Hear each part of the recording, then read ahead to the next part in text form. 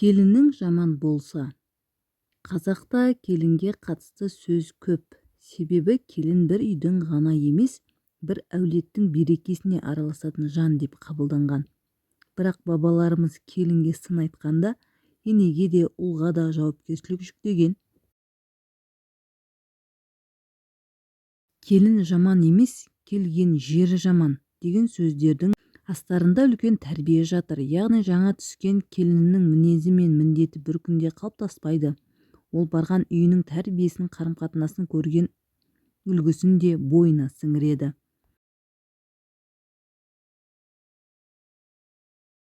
Бірінші, келіннің кемшілігін көрсең алдымен ұлыңа қара. Бабаларымыздың өте маңызды ескертуі: келінің жаман болса, ұлыңнан көр деген мақал бар. Бұл бар кінәні келіннен іздеме деген мағынадағы терең ой. Өйткені келінді таңдағанда ұл, онымен шаңырақ көтерген де ұл.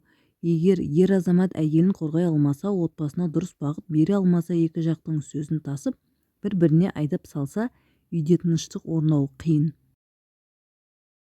Сондықтан келін мен ененің арасындағы мәселенің бәрін келіннің мінезінен іздеу дұрыс емес. Екінші, ене де келіннің анасы болуға тырысуы керек. Қазақта жақсы енені жаман келін жер қылады, жақсы келін жаман енені ел қылады. Нақыл сөздер кездеседі. Мұнда екі жақтың да жауапкершілігі көрсетілген. Ене келінді үнемі сынап, басқа келіндермен салыстырып, әр ісінен мін іздесе, келіннің де көңілі суиды. Ал келін енесін өз анасы ретінде сыйлап, оның жасын, өмірлік тәжірибесін құрметтесе, арада біртіндеп жақындық пайда болады. Үшінші, келінді күң емес отбасының мүшесі деп қабылдау. Халық даналығында жіпті ере алмаған жүн түтеді, келінді күте алмаған күң етеді деген сөз бар. Мұның қазіргі заман үшін өте маңызы зор. Келіннің міндеті бүкіл үйдің барлық ауыртпалығын жалғыз көтеру емес, ол да шаршайды, оның да өз арманы, қалауы, сезімі бар. Отбасындағы міндеттер әділ бөлінсе, бір-біріне көмектесу қалыптасса, келін де өзін сол үйдің бөтен адамы емес, отбасының бір мүшесі сезінеді. Келіннің де ескеретін нәрсесі бар. Бұл жерде келіннің жауапкершілігін де ұмытпау керек. Келін үлкенді сыйлауы, орынсыз сөзге бармауы, ерінің ата-анасына құрмет көрсетуі қазақ тәрбиесінде маңызды құндылықтардың бірі. Қайнағаның алдында көрдеңдеме келіншек. Келелі сөзді келін де айтады деген мақалдарда келіннің әдебі мен сөзіне мән берілген. Бірақ үлкенді сыйлау өзіңді таптатумен бірдей емес, сыйластық екі жақтан болуы керек. Бесінші, күйеу екі жақтың арасындағы көпір. Көп отбасында ене мен келіннің арасындағы мәселені ушықтыратын адам олардың сөзін бірінен біріне жеткізетін күйеу.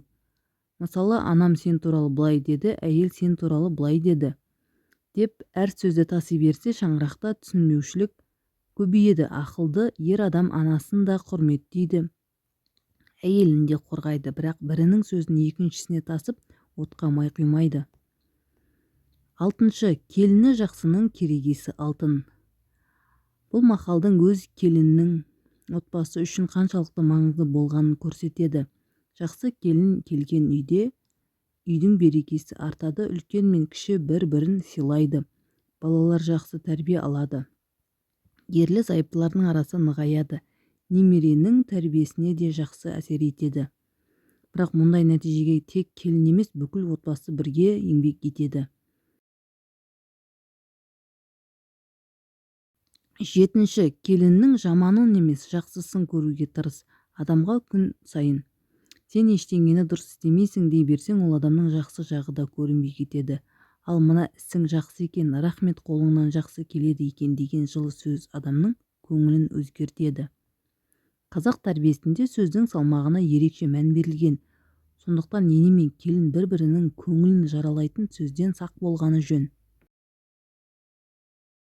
Сегізінші, ең үлкен бабалар өсиеті: шаңырақты сақта. Келін де біреудің қызы, ене де бір кездері келін болған. Бүгін келінге қатты сөз айтқан ене ертең өз қызын басқа үйге ұзатуы мүмкін. Ал бүгін енесін сыйламаған келін ертең өзі ене болады. Сондықтан өмірдің ең үлкен сабағы бір-біріңді сынамас бұрын өзіңді сол адамның орнына қойып көр дегенге саяды. Қазақы түсінікте отбасы татулығы екі жақтың да сыйластығына байланысты. Ене мен келіннің жарасымы жеке адамдардың ғана емес, бүкіл отбасының берекесіне әсер етеді. Келіннің жаман болса, оны ғана кінәлама. Ұлыңа да қара, өзіңе де қара, қандай ортаға түскенін ойла. Келін бір күнде пайда болған адам емес, ол да бір үйдің қызы болып өсті. Жаңа отбасына келгенде оған уақыт, түсіністік және дұрыс қарым-қатынас қажет. Ал келін де, мен бұл үйге бөтен адам емеспін, бірақ бұл үйдің үлкендерін сыйлауым керек деген ұстаныммен өмір сүрсе, көп мәселенің алдын алуға болады. Өйткені жақсы отбасы өздігінен құрылмайды, оны сыйластық, сабыр, кешірім және ақылды қарым-қатынас қалыптастырады. Ал бабалардан қалған ең үлкен сабақ, бір үйдің берекесін бір адам ғана емес, сол шаңырақтағы барлық адам бірге жасайды.